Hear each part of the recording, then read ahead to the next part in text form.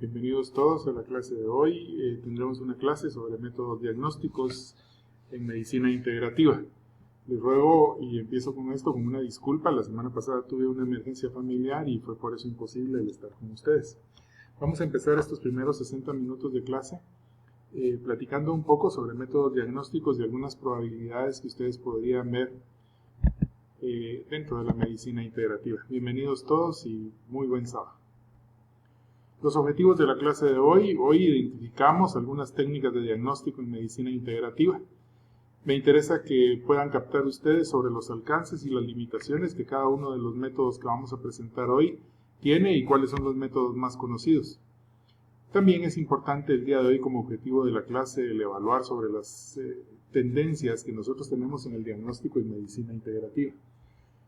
Vamos a hablar primero de fundamentos de iridiología. La iridiología es una ciencia muy antigua, se encarga de estudiar la relación que existe entre el iris y la tendencia del organismo en enfermar.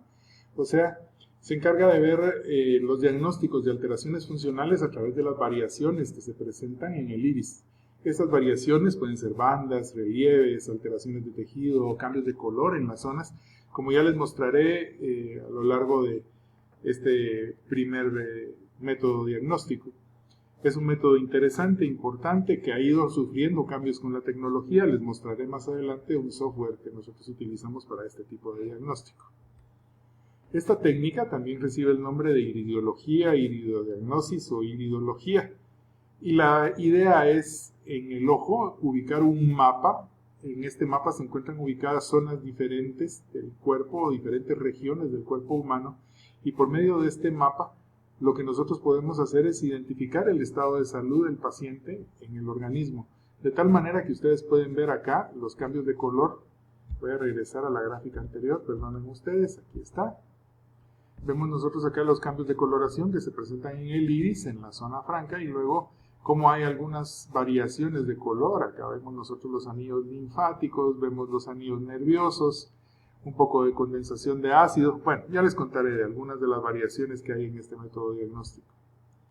Al hablar de esta técnica, que es relativamente desconocida, tenemos que ir a la antigüedad. Los egipcios tienen referencias de ser los primeros que utilizaron esta técnica en el tratamiento y en el diagnóstico. Hay muchas evidencias arqueológicas que nos hablan sobre el uso de esta técnica en el antiguo Egipto y desde luego también cómo emigró a Asia, China e India. Es importante para nosotros decir de que el ojo de Ra es un signo importante dentro de la cultura egipcia. Entonces, el tener en cuenta estos métodos nos va a servir a nosotros para poder identificar algunos de los elementos que vamos a utilizar de aquí en adelante. Vamos a seguir adelante entonces. La siguiente gráfica nos muestra a nosotros algunas de las características interesantes del método. Las bases de la iridiología, que son la observación del iris, tal y como lo he venido mencionando. A partir de ahí, las zonas topográficas que fueron marcadas por autores muy antiguos. O sea, no se tiene la certeza de quién realmente fue el descubridor, pero quien lo trajo a la modalidad en esta época fue Bernard Janssen, un físico alemán que se encargaba de realizar este tipo de estudios. En el año 1850 tomó una gran difusión. Luego hay que decir de que se han venido estudiando los fundamentos científicos y ahora es utilizada por médicos alópatas. Hay que decir de que esta nueva generación de iridólogos utiliza equipos de tecnología avanzada y nos pueden ayudar a poder identificar estas lesiones que se presentan a nivel patológico. El ojo se divide en 12 sectores radiales y 7 anillos concéntricos. A partir de ahí el diagnóstico. Nosotros podemos ver algunos de los signos que se presentan en los iris de los pacientes. Por ejemplo, en este paciente el arco senil es esta formación de color que está en el borde del iris. Y esto nos indica, tal y como aparece, oxidación en el cerebro, anemia cerebral, niveles elevados de colesterol. Nos habla a nosotros de estilos de vida muy malsanos y que una alimentación insuficiente es la que podría estar marcando al paciente. En el de abajo nosotros podemos ver el rosario linfático, que era lo que veíamos en la imagen que teníamos en la gráfica anterior. Y así como estos podremos ver manchas toxínicas, podremos ver coloraciones anormales o cambios de coloración. Estos signos orgánicos son importantes. El anillo nervioso desde luego nos marca la tendencia al estrés del paciente. Ya veremos algunas gráficas de esto. Veremos también manchas sóricas y veremos el arco senil, que es uno de los temas interesantes para el diagnóstico por medio de esta técnica. Acá vemos, por ejemplo, un anillo de sodio muy común en pacientes que tienen depósitos de ácido úrico y que tienen depósitos de triglicéridos y colesterol. Vemos cómo este tipo de anillo también en colesterol se vuelve un poco más intenso. Desde luego, este es un método que necesita de comprobación de gabinete, entonces tenemos que, cuando encontramos estos signos, referir al diagnóstico y ver cuál es el tipo de padecimiento que el paciente tiene. Esto es solo un acercamiento a lo que nosotros hacemos como parte del diagnóstico. Existen algunas limitaciones para poder utilizar este método. Una de ellas es que el paciente tenga lentes intraoculares previos por cirugía o que haya tenido cirugías o desprendimientos de retina, porque eso cambia el comportamiento del iris y va a cambiar también la presencia de información en las zonas. La degeneración macular también resulta siendo una gran limitación para poder realizar este tipo de diagnóstico. Los pacientes que son ciegos porque no tienen una respuesta iridiana adecuada, y en el caso de los niños, por lo incómodo de la captura en la imagen, resulta siendo un poco molesto el hacer este tipo de examen. Antes de pasar a patofisionomía, quiero hacerles una demostración con un equipo que nosotros utilizamos acá. Este equipo es un equipo de alta tecnología. Ya tengo imágenes previas de algunos pacientes que he podido evaluar. Entonces tomaré una al azar para que tengamos la opción de poderlo ver. La idea en este método, aquí se pueden ver los anillos nerviosos bien claros, o sea, no se necesita ser científico. Vamos a tomar entonces ahora la plantilla, la ubicamos en la zona. Desde luego es un método que nosotros utilizamos ya desde hace unos 12, 15 años, entonces ya existe un poco más de habilidad. Quiero mostrarles cómo es que son los mapas iridianos. Solo déjenme que centre la imagen para que así podamos posteriormente hacer el análisis. Cuando el ojo se encuentra fuera del centro, como lo estamos viendo ahorita, es porque el paciente se encontraba deshidratado. Hay una zona en la medición que se va a perder en este caso y esta no tiene una significancia orgánica, la máquina hace la compensación. Vamos a ir a ver las plantillas. Por ejemplo, si nosotros quisiéramos ver sistemas corporales, esta zona corresponde al aparato digestivo. Si quisiéramos ver, por ejemplo, otra zona, el sistema circulatorio, está en la periferia. Y así se irá presentando cada una de las zonas que nosotros querramos analizar. Si, por ejemplo, quisiéramos analizar el sistema nervioso, se encuentra ubicado en la parte alta. Y el aparato reproductor, por ejemplo, en esta zona. Al final, esto es una aproximación, como les digo, y siempre se tiene que confirmar por medio de las pruebas de laboratorio para darle la certeza al método que nosotros necesitamos. Ya pueden ver ustedes entonces las zonas, esto como esquema para que ustedes tengan la opción de poder revisar y de poder conocer un equipo que no se ve muy seguido, ¿verdad? Vamos a hacer ahora el análisis. Voy a cerrar entonces el esquema. Ya se me ha movido otra vez esto. Vamos a hacer otra vez la plantilla. Perdonen ustedes. Una ligera demora. Vamos a ver. Estamos bien sobre el esquema. Vamos a iniciar el análisis. Ya se ha colocado la plantilla básica. La computadora captura la imagen y luego, a partir de esto, se puede definir en qué zona se presenta la enfermedad. Voy a tratar de hacer una ampliación. Vamos a ver si logramos hacerla, para que ustedes tengan la opción de poder ver las variaciones. Acá tenemos los sistemas representados y tenemos rangos de relación: el rango agudo, el rango normal, el subagudo, el crónico y el degenerativo. Basta con ver la coloración para ver que el paciente no tiene ningún problema serio, pero ya al entrar al área de subsistemas, por ejemplo en aparato digestivo, nosotros tenemos 3 zonas en subagudo. En el caso de este paciente, estas zonas corresponden al colon transverso, al estómago y al intestino delgado. Esto es bastante importante porque nos permite hacer una aproximación. En el caso de este paciente, su sistema eliminativo a nivel del riñón muy lento, un bajo consumo de agua pura. A nivel estructural, dolor en la espalda alta, dolor en las extremidades inferiores, bastante agudo. Entonces vale la pena el hacer una aproximación de este tipo porque nos puede dar una idea de hacia dónde va el paciente. Si viéramos, por ejemplo, ciclos de sueño alterados, tenemos en este caso algunos cambios en la función ovárica de la paciente, una paciente de edad. Y si vamos a ver el sistema nervioso, vamos a tener, por ejemplo, un área de habilidad mental disminuida. Vale la pena ver el rango normal de 46 a 64. Entonces veremos nosotros, por ejemplo, que las zonas marcadas con 49 son las zonas más bajas de la lectura. Esto nos habla de que su coordinación de palabras, su retentiva y su manejo de ideas es lento, al igual que su impulso sexual. Entonces, ya han visto ustedes esto, que es una demostración de un método que a lo mejor ustedes no tenían la oportunidad o no conocían y que les puede servir más adelante. Podrán surgir entonces muchas dudas a partir de este método, pero cualquier duda que ustedes tengan les voy a encargar que me la dejen apuntada en el chat. Veremos ahora otro método para que ustedes tengan la opción de poder aprender un poco más. Cerraremos este. Hablaremos ahora de patofisionomía. Una ciencia bastante interesante. Entonces, los quiero invitar a que si tienen preguntas las pongan en este momento en el espacio que tenemos para las preguntas.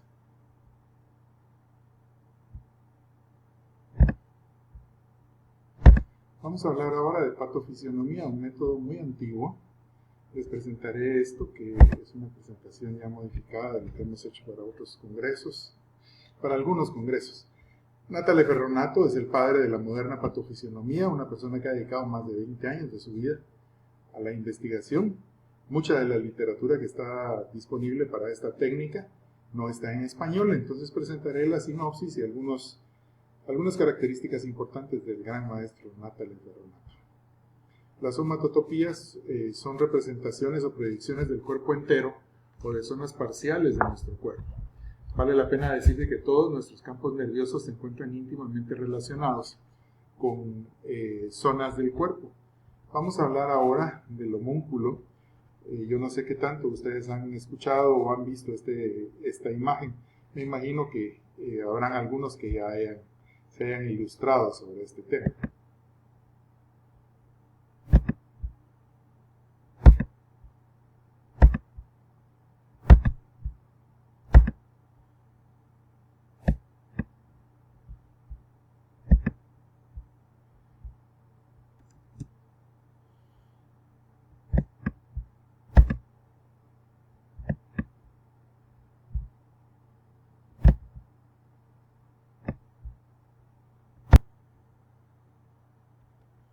Regresamos al tema del homúnculo.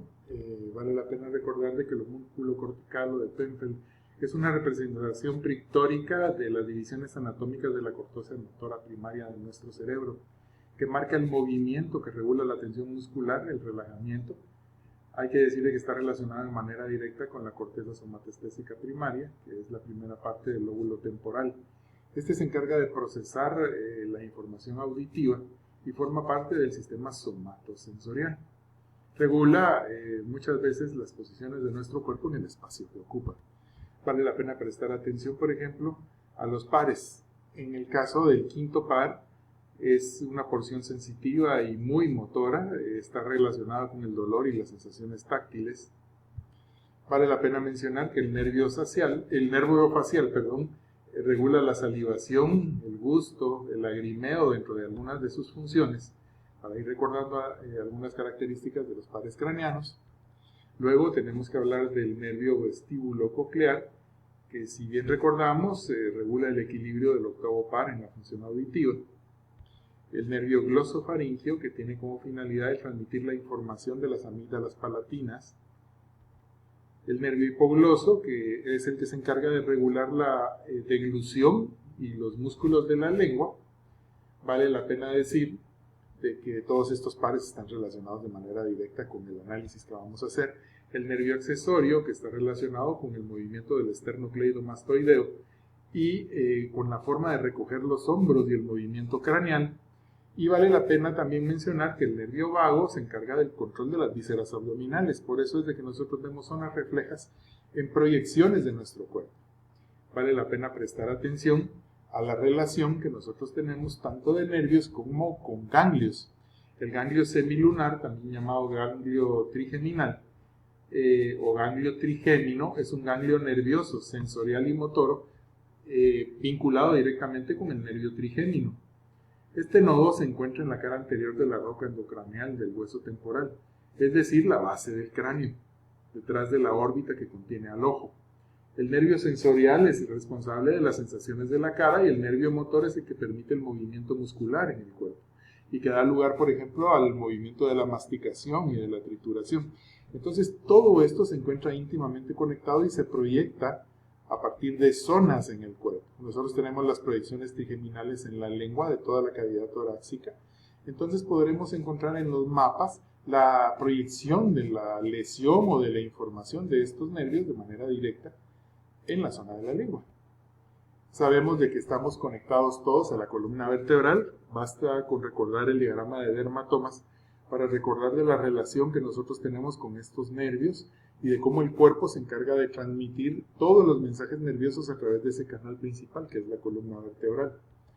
Vamos a ver entonces las inervaciones periféricas del nervio trigémino y vamos a ver cómo el nervio oftálmico vinculado al ganglio ciliar se proyecta sobre la zona frontal, el nervio maxilar y el ganglio esfenopalatino con la parte media del rostro, y el nervio mandibular y el ganglio óptico con la parte de la mandíbula inferior. Esto para ir recordando algunas de las inervaciones periféricas del nervio trigémino. Si fuéramos a ver, por ejemplo, proyecciones de dolor, nos hablan a nosotros de ubicaciones y de nervios que se encuentran afectados.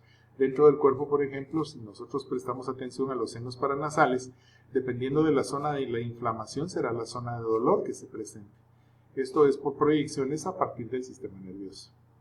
Las líneas de Hall-Soler, que son líneas que nos sirven a nosotros para poder definir la proyección de los órganos del movimiento, vemos cómo hay vínculos de todas las cavidades del cuerpo en el rostro. Por eso es que muchas veces nosotros con solo ver a una persona podemos saber en qué situación se encuentra su cuerpo.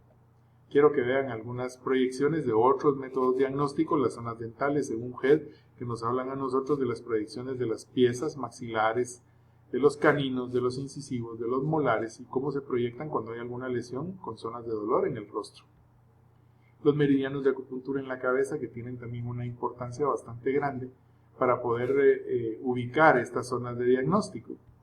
Y vemos cómo los puntos de terapia craneosacral también se proyectan sobre estas zonas. Vale la pena prestar atención también a los esquemas, ya hablábamos la semana antepasada, de proyecciones de odontones, de cómo la odontología neurofocal identifica la relación que tienen algunas piezas dentales con zonas de dolor. De tal manera que, por ejemplo, si nosotros tenemos problemas con los molares en la parte posterior, estos podrían estar relacionados con problemas con bronquios, con problemas de pulmones y con problemas de corazón. Si fueran los frontales, en este caso serían los incisivos, ¿verdad? Estamos hablando del sistema urogenital. Los premolares estarían relacionados con cavidades como el páncreas, el estómago y el hígado.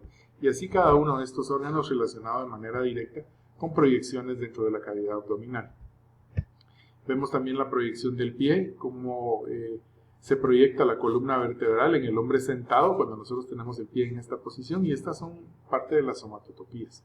Por eso es de que muchas personas que padecen de la columna vertebral es muy difícil quedarse parados o tienen zonas de dolor muy marcadas en los pies. Vale la pena prestar atención a estos parámetros. Luego, es bueno ver, esto ya ustedes lo conocen, son diagramas reflexológicos. Estos diagramas reflexológicos nos hablan de las proyecciones de ciertas zonas del cuerpo en el pie y nos van a servir para poder hacer diagnóstico y para poder ubicar zonas del cuerpo que se encuentren deterioradas o que tengan alteraciones funcionales al tacto, al dolor. Si alguien ha hecho reflexología, ese es un placer, realmente es muy delicioso.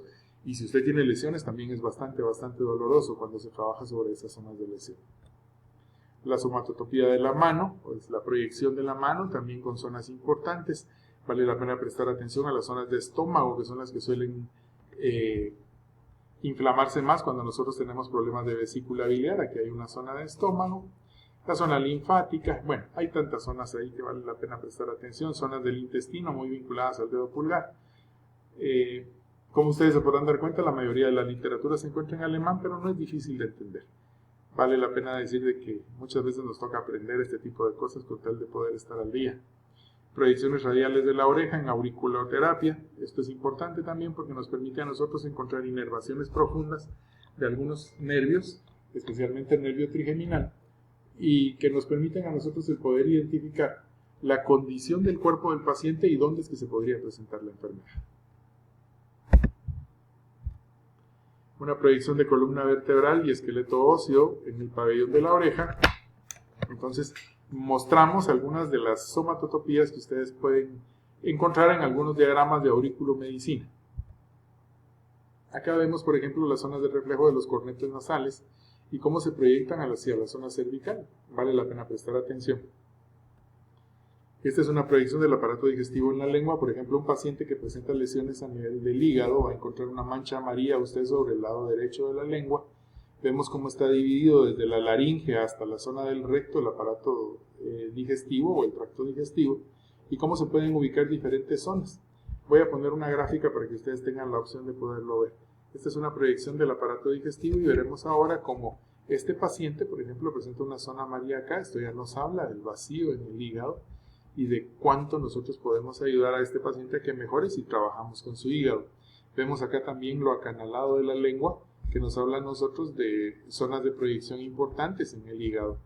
Cualquier persona que presente acanaladuras en la lengua podría tener un problema hepático, entonces vale la pena hacer transaminasas y hacer otro tipo de valoraciones como fosfatasa alcalina antes de pasar a cualquier otro lugar, o ver niveles de triglicéridos y colesterol, solamente para tenerlo como referencia. Proyecciones de piezas dentales también es importante decir de que la exposición a amalgama detona el aparecimiento de líquen plano en la lengua y ya lo veremos nosotros proyectado. Estas son las señales de enfermedad en la cara según Natale Ferronato. Los cambios en las líneas, la formación de arrugas, las contracciones en la piel, todas ellas tienen un significado importante para realizar esta parte diagnóstica. Los colores también juegan un papel importante dentro del rostro. Los cambios de coloración de blanco, amarillo, anaranjado, a café, a rojo, a verde o azul nos van a hablar a nosotros de diferentes grados de enfermedad. El amarillo, desde luego, vinculado con disposición o disfunción hepática. El blanco con insuficiencia de oxigenación, insuficiencia de nutrición. Y así veremos nosotros cada uno de los signos dentro del diagnóstico que se presenta en esta técnica. Los cambios globales de color nos hablan a nosotros de fuertes disfunciones o de precancerosis en algunos casos. Nosotros podemos ver en la boca de este paciente, por ejemplo, este halo de color diferente.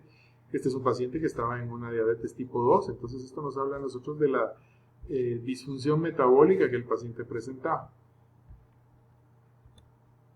Si vemos, por ejemplo, congestiones en algunos órganos, la tumefacción inflamatoria en la zona renal o el aparecimiento de inflamación en la parte alta del intestino delgado, o los cambios de forma, por ejemplo, en el labio inferior de este paciente que nos hablan de problemas hepáticos, de edemas y de congestión en los órganos. Las contracciones involuntarias que nos van a hablar a nosotros de descomposición celular, en este caso el paciente con una descomposición celular intestinal, ¿verdad? Su entorno intestinal bastante alterado. Pues vale la pena observar este tipo de signos que tienen un significado importante dentro de la patofisionomía. Y las variaciones de forma de cara, en este caso nosotros podemos ver estas alteraciones excesivas o estos cambios de color que nos hablan a nosotros de disfunciones no solamente en un órgano, sino que varios. Vale la pena observar estos cambios cutáneos porque nos van a servir a nosotros para tratar de delimitar cuál es la patología que está quejando al paciente. Las arrugas, algunas desde luego presentes por condiciones heredadas o por condiciones propias, pero muchas veces nos hablan a nosotros de la condición mental y nos hablan de afecciones agudas o crónicas. En el caso de la boca de esta paciente que está en el centro de la lámina, vemos una afección crónica a nivel del aparato digestivo. Acá vemos una zona de inflamación bien marcada en la zona del corazón. Ya hablaremos de estas zonas de manera detenida cuando analicemos. Y basta con ver la boca de este paciente para ver de que la zona del hígado se encuentra con algunas alteraciones. El aparecimiento de estasis venosas inflamatorias a nivel local o crónicas nos permite llegar a la conclusión de cómo es que se encuentra el funcionamiento de órganos de oxigenación y cómo está su circulación. En este caso, este paciente presentaba una lesión a nivel del corazón y vale la pena observar cómo aparecen estas estasis venosas inflamatorias o estas vénulas. Vemos acá entonces una proyección un poco más clara del aparato digestivo en la boca. Acá vemos otra proyección relacionada directamente con el aparato digestivo. Veremos cómo todas las zonas están representadas y en el caso del hígado se encuentra representado sobre el borde derecho, en el labio inferior. El vaso y el páncreas se encuentran al centro. Si nosotros tuviéramos un paciente con estreñimiento, por ejemplo, muchos de los signos aparecerían en esta zona. Ya verán ustedes algunas gráficas que nos permiten a nosotros ilustrar estos comportamientos. Cuando hablábamos del paciente con la toxicosis intestinal, ustedes pueden ver la proyección acá de estas zonas del aparato digestivo y de cómo el paciente con cambios en las comisuras de la boca nos puede dar a nosotros el parámetro de cómo se encuentra este aparato. Este es el sistema gastrointestinal proyectado directamente sobre la boca y luego iremos viendo cada una de las zonas. La curvatura del estómago, el duodeno, la zona del yeyuno, la zona del ileum, el colon ascendente, el colon transverso y el colon descendente, la porción del hígado, el cístico, la vesícula biliar, la función pancreática, el colédoco, todos representados con una zona dentro de la boca, el vaso. Y por ejemplo, si vamos a ver ya esquemas generalizados, vemos un área pulmonar muy pegada a los bordes de las fosas nasales, el área del intestino delgado en la parte superior de la boca, el área del estómago en el extremo, que ya vemos los cambios de color que se presentan acá, una disfunción pancreático-digestiva, y el área del hígado congestionado. Entonces así podemos ir sacando conclusiones de cuál es el estado en el que el paciente se encuentra. Los trastornos digestivos, vemos ya esa línea bien profunda y marcada en el caso de este paciente, que nos hablaban de una acidosis, un reflujo gastroesofágico bastante fuerte. Ya veíamos en el caso de este paciente con el estómago, ¿verdad?, cómo se ven los cambios en las zonas de la boca. Vemos como acá casi la línea está desaparecida y nos habla de la inflamación que nosotros tenemos en la segunda porción del duodeno. Las deficiencias de ácido gástrico, que era lo que yo les comentaba, el aparecimiento de líneas o de úlceras gástricas, que nosotros podemos identificar a través de este método. El problema del hígado, este es bien claro, nosotros podemos ver acá cómo hay inflamación en la zona hepática y la zona de vesícula biliar y cómo hay cambios que se presentan de coloración. Esto ya nos habla de un hígado metido en problemas. El cáncer de hígado, que es bien evidente acá, el cambio de coloración en la zona y cómo hay un abultamiento en la zona del intestino delgado. La insuficiencia pancreática por la pigmentación. Sé que habrán muchos ahora que estarán viéndose su boca o que estarán buscando un espejo o el celular para poderlo ver. Este es un tema bien interesante. Espero que les esté gustando y que ustedes tengan la opción de poder analizar esto de manera más detenida más adelante. Veamos ahora los cambios entre un paciente. Vemos la primera zona de pigmentación, esta es la primera lectura que tenemos. Luego a los 6 meses ya se veía un cambio en la coloración, en las zonas de la boca, que desde luego estaba relacionado con la mejoría que el paciente manifestaba. Y luego a los 6 años de la terapia, como el aparecimiento de nuevas zonas de color nos habla de que el paciente ha retomado sus hábitos viejos. Estas formas vesiculares del labio superior nos hablan de regeneración y de cambios que ya se empezaban a presentar nuevamente en el paciente por no haber conservado sus hábitos. Son temas interesantes relacionados con esto. Haremos un alto acá. No sé si alguien tenga alguna pregunta hasta el momento. De no haber preguntas, continuaremos entonces con la exposición. La insuficiencia pancreática, ustedes la pueden ver con el abultamiento en la parte inferior del labio. Creo que vale la pena prestar atención a él. Vemos cómo la enfermedad de Crohn se manifiesta con la inflamación en la parte alta y la pigmentación perioral que el paciente presentaba. Esas ranuras transversales en el labio superior nos hablan a nosotros de condiciones ya bien marcadas a nivel de su intestino. El cambio de coloración en una panqueropatía acompañada de una enfermedad de Crohn, se pueden ver bien las zonas de cambios de color. Y vemos en este caso un síndrome de mala absorción. Vean ustedes el abultamiento que nada tiene que ver con rellenos, ¿verdad? Esto no es un relleno en el labio, sino que es la inflamación que se ha producido. Ustedes pueden ver la representación de las zonas. Vemos cómo toda la boca se encuentra inflamada y esto nos habla a nosotros de ese síndrome de mala absorción crónica.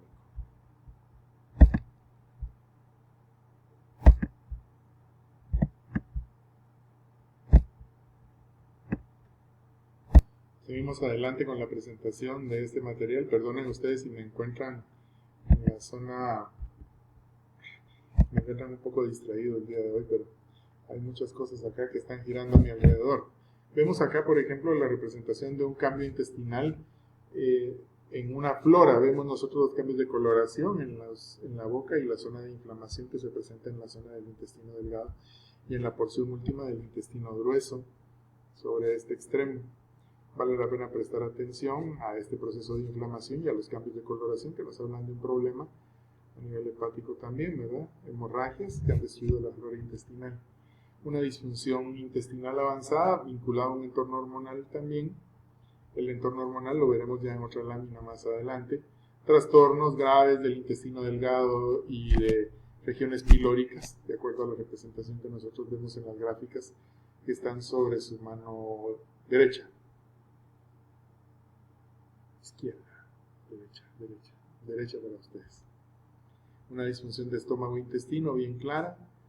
El abultamiento, el cambio de coloración, nos hablan a nosotros de problemas en la zona del intestino. La poliposis de colon, que nosotros la vemos acá reflejada por el aparecimiento de esta lesión en la boca, así que me van a decir, yo padezco de fuegos en esta zona, hay que revisar cómo es que se encuentra su aparato digestivo, podría haber mucho calor, mucho yang adentro. Vemos en este caso indigestión y procesos de desintoxicación urgentes. El abultamiento es muy claro. Entonces se darán cuenta ustedes cómo se proyectan muchas de las zonas. En este caso la paciente sufría de una diarrea de más de 6 días de evolución. Vemos nosotros la zona de abultamiento en la zona de intestino grueso y cómo hay inflamación a lo largo de todo el tracto intestinal. Vemos ahora las proyecciones del corazón. Es importante ver de que aquí aparecen representadas todas las zonas del corazón. O sea, no es una aproximación vaga, sino que es una aproximación bien definida. Y la pregunta será, ¿y cómo lograron delimitarlo? Pues es a partir de la observación y de la proyección de las zonas nerviosas. Tenemos que decir de que esa proyección de zonas nerviosas es bien específica. La neurofisioanatomía es bastante clara en este tipo de evidencias y ha avanzado mucho. Entonces esta es una adaptación de medicina natural o de medicina integrativa a un método bien fundamentado anatómica y fisiológicamente. Los cambios en los cortes nos darán a nosotros parámetros de en qué situación se encuentra el órgano y a partir de ahí saber hacia dónde nosotros tenemos que prestar nuestra atención. En el caso del corazón, por ejemplo, el desaparecimiento de la línea de este lado nos habla de una insuficiencia cardíaca bien manifiesta. Hay problemas a nivel del aparato digestivo y un problema a nivel del sistema nervioso. Toda su lateralidad derecha afectada. La debilidad cardíaca con el desaparecimiento de la zona en el borde del labio, voy a quitar acá, nosotros vemos cómo la línea desaparece, entonces nos habla de una fragilidad cardíaca. El defecto cardíaco congénito con el cambio de coloración y de grosor en la línea. Los trastornos que se presentan a nivel de arterias coronarias y de venas coronarias, desde luego. Muchos de estos hallazgos no se pueden hacer hasta en la segunda o tercera consulta con el paciente, pero son líneas de referencia que nos pueden orientar a nosotros si usted tiene la destreza y la práctica suficiente como para poder encontrar una base para su futuro diagnóstico. Una esclerosis coronaria que se ve en el cambio de la coloración en la zona y se ve en el engrosamiento en la primera porción de la línea que representa el corazón. Una insuficiencia de válvula mitral, un corazón fuerte, ¿verdad? Una línea profunda, bien marcada en este caso. Este es el caso del paciente que tenía problema de toxicosis intestinal. Y vemos acá una esclerosis coronaria, como hay una disrupción en la continuidad de la línea, y esto es el parámetro de la esclerosis coronaria. Desde luego todo esto se encuentra bien documentado y tiene que ser estudiado como un arte y una ciencia aparte. La debilidad del miocardio como consecuencia de una disfunción biliar hepática. En este caso, es un caso muy interesante, un niño con síndrome de Down. El paciente lastimosamente ya no está con nosotros, pero sí manifestaba esa fragilidad miocárdica. La línea aplanada y la línea normal, donde nosotros podemos ver la diferenciación y cómo se manifiesta una patología normal y una patología donde existen variaciones. Una descompensación cardíaca, y vemos también las manchas relacionadas con la disfunción metabólica, con el proceso a nivel metabólico del cuerpo. Las descompensaciones cardíacas con el aparecimiento de varices o varicosidades a nivel del rostro. Vemos nuevamente una zona de descompensación cardíaca, se ve la inflamación que se presenta en la mejilla y esto nos puede orientar a ese cuadro. Un defecto congénito en la tricúspide y desde luego una insuficiencia secundaria a este problema. Un corazón sano, pero de poca resistencia, con las líneas poco marcadas, ¿verdad? Y sí, un hígado metido en problemas, una vesícula biliar, un paciente bastante enojado. La proyección de todo lo que es sistema respiratorio y zonas de pulmón, que se encuentra bien ilustrada también en las ventanas de la nariz y en las partes de las comisuras de la nariz. La buena fuerza pulmonar, que se ve con los grandes lóbulos nasales plásticos, los lóbulos nasales normales, que no presentan ninguna variación, y vemos acá como hay una insuficiencia respiratoria. Se logra ver cómo están distendidas las ventanas y cómo el lóbulo nasal se encuentra aplanado sobre el lado izquierdo, que nos habla a nosotros de un pulmón izquierdo debilitado. Vean ustedes ahora el iris de este paciente, hay depósitos hay arcos seniles acá, entonces nos habla de un desorden de vida bastante bien claro, y cómo los depósitos en el cuerpo están afectando una constitución bastante debilitada por un estilo de vida desordenado. Vemos en este caso el lóbulo nasal aplanado sobre el lado izquierdo, que nos habla de un pulmón izquierdo debilitado en relación al derecho. Acá es de ver la relación y ver dónde se presenta la variación. Desde luego, esto requiere de práctica y de años de observación. Una congestión pulmonar por el aparecimiento de las varicosidades en las ventanas nasales. La congestión pulmonar, también bien evidente en el caso de este paciente, y el forzado en el proceso respiratorio, que hace aparecer la vascularización en zonas del rostro. Ven ustedes acá la congestión pulmonar nuevamente representada. Las zonas de efisema, iré un poco más rápido porque ya nos queda poco tiempo para terminar esta clase. Vemos acá un síndrome de malabsorción acompañado de una isquemia pulmonar. Las zonas de bronquitis, problemas cardíacos a nivel pulmonar en esta representación. Vemos en el caso de esto una buena fuerza pulmonar, pero una cirugía previa que no permite hacer un buen análisis de esto, ¿verdad? Los lóbulos grandes nasales están relacionados con una buena plasticidad, una buena fuerza pulmonar. Si vemos, por ejemplo, la proyección de tiroides, de glándulas paratiroides y timo, también se encuentra bien ilustrada. Veremos, por ejemplo, una debilidad de timo con el abultamiento que se presenta en el borde inferior de la ventana izquierda. Vemos ahora las proyecciones de circulación sanguínea y cómo el aparecimiento de varices nosotros podemos notarlo con ver los cambios alrededor de las órbitas oculares. Esa estasis linfática y venosa superior nos hablan a nosotros de los cambios que el paciente estaba teniendo en su entorno circulatorio. Esto ya es una técnica, a veces esta gráfica se me escapó aquí, yo tenía que haberla corregido.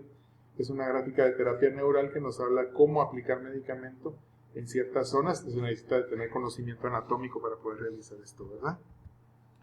La proyección del sistema urogenital a nivel del rostro también, en todo lo que es las órbitas oculares, próstata, ureter, riñón, vejiga, glándulas suprarrenales, ovarios, testículos, conductos espermáticos y trompas uterinas que están representadas en este diagrama. Vemos ahora las diferentes zonas, en el número 1 la próstata, en el 2 la vejiga urinaria, en el 3 el uréter y en el 4 la línea de los riñones. Se puede ver en el 5 la línea de corazón por debajo, partiendo de la ventana nasal izquierda. Vale la pena observar a este paciente para tratar de identificar las zonas en nuestro cuerpo. Los trastornos circulatorios en la zona de pelvis se proyectan en este caso con abultamientos o con inflamación en esta zona, así como una insuficiencia gonadal, que vale la pena observar por el cambio de coloración que se presenta en el borde del ojo. Vemos acá una insuficiencia gonadal también. ¿Ven ustedes el cambio de coloración? Un paciente con el iris totalmente distendido y con problemas a nivel del colon. Lástima que no podemos tener un panorama completo. Enfermedades de los riñones, en la mayoría de casos el edema inferior de párpados, nos habla a nosotros de disfunción renal. Entonces vale la pena tenerlo claro. El aparecimiento de debilidad en el aparato urogenital o micción involuntaria en el caso de los pacientes seniles es bien claro y bien evidente con este edema de párpado inferior. Problema de vejiga y de riñón. Si vemos ahora sistema nervioso, plexo solar, todos se encuentran proyectados y tenemos que decir que las proyecciones de la cavidad abdominal y del sistema nervioso entérico a nivel del sistema neurovegetativo están presentes también en el rostro. Una disfunción psicovegetativa, yo creo que con alguien así no se animarían, o con esta línea de visión no se animarían ustedes a meterse a un elevador, o con alguien así que les dijera a nuestros amigos, compañeros de género, miren, salgamos a cenar, no estaría uno como que muy tranquilo esperando a que en cualquier momento saque el estilete o saque la navaja para acabar con la vida de uno. En este caso, un paciente que tenía una disfunción psicovegetativa, de alteraciones de sueño terribles. Vemos cómo el cambio de coloración en el rostro y cómo la expresión en el rostro puede darnos a nosotros parámetros de dónde es que se encuentra el trastorno. En el caso de este paciente, desde luego un paciente de alma sencilla, pero se logra ver esa disfunción psicovegetativa, en este caso el paciente bastante violento. El mismo paciente lo vemos con la disfunción psicovegetativa que está relacionada directamente con su concepto de vida. El descontento, los ojos del descontento. Este señor dice que vive, yo no estoy seguro, pero para mí está muerto en vida. Miren ustedes la expresión del rostro y miren el edema de párpados. Esto nos habla de una gran insatisfacción y de mucha frustración a pesar de ser un artista. La fosepigástrica, este es el metabolismo óseo de proteínas, de carbohidratos, de grasas y las zonas de coloración. Ustedes pueden ver, por ejemplo, las toxicosis representadas en esta gráfica. Vean ustedes el metabolismo del azúcar, como en el caso de esta monjita. Aparece, esta es una monjita bien joven, ellas viven en un asilo que está cerca del colegio Don Bosco. Vino siendo muy joven con un metabolismo de azúcar bastante alterado, de aquellos pacientes que tienen la capacidad de topar las máquinas, que ya no las marcas, sino que la lectura que ofrece el equipo es high. Entonces ya nos habla de la disfunción que este paciente tenía. Es interesante observar, esta paciente lastimosamente falleció después de una crisis, pero sí ya se manifestaba su metabolismo de azúcar bien claro. El metabolismo de azúcar nuevamente, el de proteínas y azúcar. El de proteínas también es muy reflejo en los antebrazos, cuando hay induraciones o cambios de color o engrosamientos de la piel, nos habla de problemas en el metabolismo de proteínas. Una toxicosis de médula ósea, vean ustedes las comisuras de la boca, los cambios de coloración que presentan y las mejillas. La carga metabólica intensa, en este caso un paciente diabético descontrolado, con una insuficiencia respiratoria y un problema hepático que se logra ver a leguas. Problemas de osteoporosis, las líneas profundas en la boca o engrosadas. En el caso de la paciente que tiene la boca junta, estamos hablando de un problema intestinal también severo por los cambios de coloración y las zonas de tumefacción que presenta. Cambios en el tejido conectivo que son bien claros en los pacientes que sufren de sobrepeso. Acá hablamos entonces de algunos de los hábitos que el paciente tiene que tratar de cambiar. En el caso de la alimentación inadecuada, nosotros tenemos que hacer cambios importantes. Los medios ácidos, que tienen un papel importante en la fermentación y en la putrefacción del aparato digestivo. Y muchas veces nosotros podemos delimitar estas variaciones de acidificación o patologías de inflamación midiendo el pH de la orina, ¿verdad? Algunos métodos o algunas propuestas para cambio, desde luego están vinculadas con un cambio en la estructura de la dieta. El utilizar un polvo básico es un polvo alcalino, en este caso se podría usar cloruro de magnesio, que es una muy buena fuente de alcalinidad, el uso de sangrías y la terapia neural por infusión, o sea, el uso de procaína por vía IV para tratar de regular esta condición de inflamación y modular la respuesta que nosotros tenemos a nivel tisular. Hay que observar los ciclos dentro del cuerpo y es a partir de la observación de esos ciclos que nosotros podremos hacer las recomendaciones. Pero basta con tener los ojos bien abiertos y ver que muchas personas han tomado esto como una opción clara para un nuevo estilo de vida. Con esto termino esta presentación. Yo no sé si tengan alguna pregunta. Si al caso la tuvieran, les he de agradecer que la dejen en el post. Yo lo revisaré al terminar esta clase. Voy ahora a hablar de electroacupuntura de bolo, un método bastante interesante. Este método está relacionado directamente con dimensionar la carga bioeléctrica que nosotros tenemos en nuestro cuerpo. Reinhold Boll, que es este médico alemán que ustedes ven acá, es el padre de este método. Es un método bien sencillo de interpretación y bastante exacto. Ya les voy a enseñar algunas gráficas que nos pueden ilustrar sobre esta técnica. Para poder realizar este tipo de medición tenemos que tener un electrodo de orden positivo y uno de negativo que sale y que va a medir en ciertas zonas del cuerpo la carga o el flujo de la bioelectricidad que el equipo emana a través de los órganos. Acá establecemos un puente que nos permite a nosotros entender de la organización sistemática o funcional que el paciente tiene. De tal manera que nosotros podremos ver en este caso un equipo de colmena, ya les voy a contar para qué sirve la colmena, con las mediciones de diferentes órganos del cuerpo. Un método bastante exacto. Voy a regresar a esta gráfica que es muy importante y nos habla de la relación que tiene la electroacupuntura con la acupuntura. Acá vemos nosotros el diámetro de un punto de acupuntura. Ustedes me dirán, ¿y cómo hago para localizar el punto exacto? El equipo se encarga de decirnos dónde es que se encuentra, pero esta es la relación, el centro está entre los 2 o 3 milímetros alrededor o en la periferia del punto exacto. Luego tendremos la zona periférica y la zona total. La lectura será muy ambigua si se está en la zona periférica y si está en la zona total no habrá lectura. Tenemos que ver de que el equipo tiene una zona de medición. Si está en la piel neutra no va a haber sonido en el equipo. Si está en la periferia va a encender una poca cantidad de luz en el punto, en la zona central, en el punto medio. Va a haber una lectura completa y en la periferia nuevamente se vuelve a manifestar esta variación. Acá vemos nosotros la acción del punto de acupuntura. Esto no se conocía. Es hasta ahora que ya se tiene el conocimiento anatómico, que sabemos cómo es que funciona o cuál es el esquema de un punto de acupuntura y qué relación tiene con la fase corporal superficial y el tejido conjuntivo subepitelial, que es el que se encarga de la fase de transmisión a través de los corpúsculos táctiles de Meissner.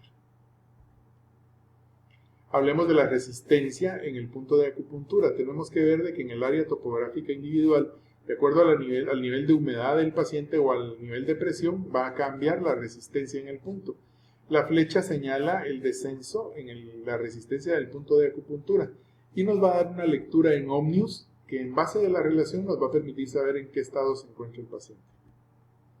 Vemos acá una representación esquemática de cómo se resume el mecanismo de acción de la electroacupuntura al activar las neuronas de distintos centros del tronco encefálico. Vale la pena decir de que hay una liberación de sustancias opioides y esto es por el estímulo que produce la bioelectricidad en el cuerpo. Al llegar el impulso eléctrico a través de los neurotransmisores, hay una liberación de beta-endorfinas en el núcleo arcuato. Y aparte de eso existe una liberación de serotonina importante, lo cual permite que se lleve a cabo un proceso de lectura, de bioelectricidad exacto. Acá vemos la proyección de algunos puntos y vemos cómo el esquema nos enseña a nosotros no solamente a medir el órgano, sino que a medir zonas relacionadas con este órgano también. Con respecto a la comparación de efectividad, nosotros podemos hablar de que la electroacupuntura de Boll tiene una certeza bastante alta en métodos diagnósticos. Si nosotros comparamos radiografías y laboratorios, tendrán un rango menos preciso. Por ser un cambio bioeléctrico, que es el primero que se manifiesta en el cuerpo, está comprobado que sí nos puede servir para hacer un poco de medicina preventiva, bastante medicina preventiva diría yo, un método bastante exacto de 9 a 8 de certeza. Vemos acá algunos de los diagramas para los puntos de medición. Ya veremos algunos diagramas un poco más claros, pero acá están representados algunos órganos. Voy a hacer la comparación. Intestino delgado. En este caso nosotros hablamos de circulación, sistema endocrino, condensación de toxinas, sistema de alergias, sistema circulatorio, sistema nervioso, intestino grueso, pulmón y sistema linfático. Si fuéramos a ver la zona de los pies, la lectura empieza con vaso, hígado, degeneración articular, estómago, anillo de Bader o el sistema otorrinolaringológico, piel, que sería el sexto punto en este caso, acá. Luego tendremos degeneración grasa o manejo de triglicéridos en esta zona. Luego acá tendremos vesícula biliar, riñón, vejiga y aparato reproductor en el borde superior. Es interesante ver las zonas que se encuentran indicando las variaciones que el cuerpo presenta. Vemos acá algunas variaciones de equipo, desde luego equipos muy modernos, y acá ven un esquema de lo que yo les decía: páncreas, hígado, articulaciones, estómago, tejido fibroso o amigdalar, piel, el manejo de grasas, la vesícula biliar, el riñón, la vejiga. Hace falta el punto acá de representación del aparato reproductor. Vemos acá también algunos test de pruebas. Este método permite que si nosotros ponemos en contacto la medicina y la incluimos dentro del esquema de medición, podemos saber qué respuesta es la que el paciente va a tener con el medicamento. Esto se puede hacer con sustancias y les quiero contar una experiencia. Hace ya algunos años un paciente que tenía malos hábitos llegó conmigo y me dijo: mira, doctor, para Navidad a mí me gusta echarme los traguitos y me gustaría saber qué licor es el que menos daño me causa. Entonces yo le pedí favor, una mala práctica médica, pero era para un amigo, que me llevara los diferentes tipos de licor que consumía, los pusimos en la colmena y logramos determinar que, por ejemplo, el BAT 69 le pegaba al hígado muy fuerte, pero que el Jack Daniels, en este caso, era el que producía menos efectos en su cuerpo. Ese fue el que tomó y no tuvo ninguna complicación. Es una mala aplicación de medicina, pero nos permite poder delimitar la influencia toxínica que va a tener en el cuerpo alguna de las sustancias, llámese medicamentos o llámese otro tipo de sustancias. Vemos acá la proyección de las zonas las zonas de la mano: intestino delgado, corazón, sistema endocrino, variación orgánica, alergia, circulación, sistema nervioso, intestino grueso, pulmones y sistema linfático. Aquí algunos equipos y esta es la hoja de medición que se encarga de dar la máquina. La máquina, cuando nos acercamos al punto, levanta acá el sensor y cuando el sensor se encuentra ubicado en esta zona tomamos la lectura. A partir de ahí se va formando el diagrama de cómo el paciente va enfermando o en qué situación se encuentra su cuerpo. Una gráfica un poco más clara. Acá ven ustedes las zonas del lector en el lápiz que está utilizando. Aquí es donde se encienden las luces. Entonces el equipo nos indica si hay cercanía de punto o no. Acá ven ustedes una hoja de proyección de la parte funcional del paciente. Los meridianos. Es importante decirle que todo esto es acupuntura. Ya hablábamos de la acupuntura en la clase anterior, muy someramente, ya regresaremos más adelante a hablar de la acupuntura. Ya tengo también un diagrama que veremos en la clase del mediodía de hoy, que nos servirá para poder ilustrar este tema. Vemos acá las zonas de proyección en el rostro un poco más claras, de acuerdo a lo que vimos en patofisionomía. Hay algunas que coinciden, hay otras que no coinciden, pero son las variaciones que los métodos van teniendo a lo largo del tiempo. La influencia que la bioelectricidad tiene en el cuerpo y en la presentación somatotópica es bien clara. Muchas veces nosotros no tenemos ni conciencia de hacia dónde va la ciencia y les voy a mostrar otros equipos de diagnóstico que son un poco más avanzados. Este que se encuentra a la izquierda es un método que se ha difundido mucho en Guatemala. La gente le ha perdido la confianza porque dice de que no da la verdad. Yo creo que bien interpretado puede servirnos como una herramienta importante porque es un equipo bien sutil. Acá vemos nosotros otro tipo de equipo, VegaCheck. Este VegaCheck se encarga de hacer el análisis, tiene que poner las dos manos sobre estas dos bolitas, que son los electrodos, y la máquina se encarga de hacer todo el análisis. Tenemos que recordar de que en nuestro cuerpo todo resulta siendo energía. Entonces, equipos como este, OndaMed, son equipos muy novedosos. Estas estaciones de diagnóstico se llevaron por primera vez a la Luna con astronautas rusos y americanos y servían para diagnosticar y para que a partir de impulsos bioeléctricos nosotros regeneráramos el funcionamiento del cuerpo. OndaMed es un equipo bastante caro, anda por unos $250,000, no está al alcance de toda la gente, pero es un equipo que sin necesidad de medicamentos ayuda a alcanzar esos procesos de curación tan deseados. Vemos acá las zonas de correspondencia de los chakras. Recordemos la explicación que dimos de medicina ayurveda y de los centros energéticos y por qué estos equipos funcionan, porque actúan directamente sobre estas zonas energéticas. Acá vemos a la profesional llevando a cabo el equipo de medición, llevando a cabo la medición en el paciente y luego viene la bioregulación a partir del sensor. Vemos acá otro tipo de equipos de terapia electromagnética. Estos son para corregir lesiones que se presentan a nivel muscular o a nivel tisular. Esto es por medio de irradiación de color, por medio de irradiación de sonido de baja frecuencia o de impulsos bioeléctricos. Algunos de ellos un poco molestos. Acá vemos a OndaMed trabajando en la clínica. Vemos a esta paciente donde ya se está repolarizando su función. Vemos de que el sensor ya no se encuentra en la mano del profesional. Quiere decir que ya detectó la variación y lo que está haciendo aquí es solamente verificando por medio del método de pulso chino en qué órgano se encuentra la lesión más alta para hacer la corrección bioeléctrica por medio del equipo. De la enfermedad se sale por el amor a la vida y no por el miedo a la muerte, y esto nos marca a nosotros la terapia biomagnética. Es una parte de la medicina que se conoce muy poco. Si alguien no cree en ella, no cree en el electrocardiógrafo, en el electroencefalograma, que son técnicas avanzadas que se usan en la medicina convencional y que dimensionan este tipo de carga bioeléctrica.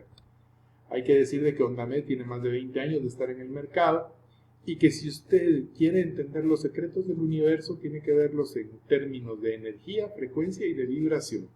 Nuestro cuerpo vibra. Entonces tenemos que tener muy claro esto lo decía Nikola Tesla, y vale la pena tenerlo en cuenta. Les presento ahora también unas gráficas que habían quedado pendientes de la clase anterior. Yo había quedado de podérselas mostrar. Vemos acá diagramas de acupuntura y representaciones del códice, de un códice maya, en donde habla de la transculturación que este método tuvo con nuestros mayas. Vean ustedes la similitud de los esquemas acá en el brazo del individuo y la presencia de espinas de árboles, de espinas de pescado, realizando este tipo de trabajo ceremonial. Es interesante ver, por ejemplo, el diagrama de los dedos acá y cómo las zonas de electroacupuntura se encuentran dimensionadas. ¿Cómo llegó este grado de conocimiento a nuestros antiguos habitantes de Mesoamérica? Es todavía un misterio. Pero hay que decirle que se ve la influencia de la serpiente, del dragón en este caso. Ustedes pueden ver la cara del dragón acá. Y me parece muy interesante porque el dragón tiene muchas representaciones dentro de la cultura china. Vayan ustedes a saber cómo llegó este conocimiento acá, si fue por un paso del estrecho de Bering, cuánta gente caminó, o cómo se llevó a cabo este proceso de transculturación. Es interesante. Muchas veces no entendemos hacia dónde se dirige la realidad, ni entendemos todo lo que está a nuestro alrededor. Vemos acá algunos esquemas del libro original. Estos documentos son bastante difíciles de conseguir de este lado del mundo, pero muy importantes para realizar diagnósticos. Y esta que es una tabla que reúne todo el conocimiento de la acupuntura. Si ustedes quieren aprender acupuntura, con tener esta tabla cerca y saberla interpretar, será suficiente. Acá hay un esquema cronológico comparativo de los alcances en Mesoamérica y de los alcances en China de la acupuntura y cómo fue el desarrollo muy vinculado. ¿Cómo se llevó a cabo este conocimiento o esta transculturación de conocimiento? Es hasta el día de hoy una de las grandes dudas de la ciencia. Vemos acá, por ejemplo, las proyecciones de zonas del cerebro, el mapa de los dermatomas y el mapa de los odontones, para que ustedes puedan ilustrar. Este es el que nosotros utilizamos en clínica para ilustrar a los pacientes la influencia que tienen algunas piezas en este tipo de situaciones. Cerebro, psique y órgano vinculados, nada es tan contagioso como el ejemplo. Entonces ese es el mensaje que quiero dejarles el día de hoy, que abran su mente, que no traten de descifrar esos enredos que tenemos dentro, sino que se dejen llevar por esta nueva área de la medicina que a lo mejor alguno de ustedes no conocía. Su cuerpo es material o inmaterial, esto lo sabemos bien, y usted puede optar por experimentar en su cuerpo físico como una red de energía de transformación y de inteligencia. Hay algo más que la química en nuestra vida, pues la conciencia tiene una gran importancia en nuestro bienestar. Nos ponemos enfermos de manera inconsciente y cuando retomamos la conciencia empezamos a sanar de manera inconsciente, decía Enrique Corbera, padre de la biodescodificación emocional. Muy bien, con esto entonces terminamos nuestra clase del día de hoy. Les quiero agradecer su paciencia, perdonen ustedes si se ha cometido algún error en la presentación del tema. Mi intención ha sido el poder cubrir este horario que finalmente el licenciado Vargas se dio para nosotros. Gracias por estar conmigo la próxima semana, o en la clase del mediodía, ya no es la próxima semana, ya me estoy saltando esto. En la clase del mediodía hablaremos de otra temática y tendremos una hoja, espero que hayan leído sus artículos. Es muy importante para mí la lectura de sus artículos. Haremos una pequeña comprobación para empezar la clase. Así que los veo pronto. Nos vemos al mediodía y que Dios los bendiga.